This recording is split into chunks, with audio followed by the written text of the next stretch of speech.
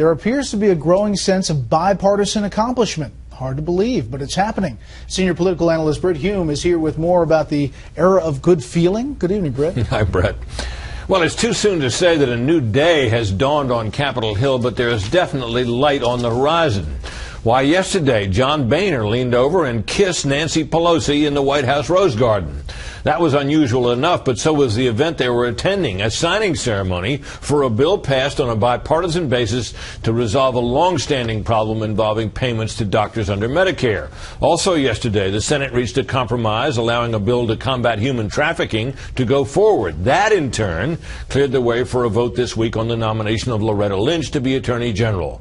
Both houses of Congress have passed budgets this year, and the House has just voted to give President Obama what's called fast-track authority to negotiate that Trans-Pacific Trade Agreement.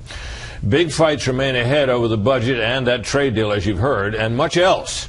But things are clearly moving in Congress. One reason surely is that Majority Leader Mitch McConnell has reopened the Senate floor to debate an amendment after his Democratic predecessor, Harry Reid, had kept the place closed down for years. Even Democrats had been shut out of the process by Reid's approach, which was intended to help his members' re-election chances by shielding them from tough votes.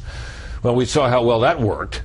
Reid was asked yesterday, now Minority Leader Reid, about that trade measure passed by the House. Not just no, he said, hell no. Some things, it seems, never change. Bret? You know, Brit, the conventional wisdom is that Republicans may have a hard time holding on to control of the Senate because of the different states they have to defend, the demographics. Right. Does this new atmosphere up there change the dynamic for the election? Well, if it continues, it certainly could. The election dynamics, of course, are based on the idea that there are more Republican seats up in this next election than Democrats, which makes it harder for the Republicans to hold on.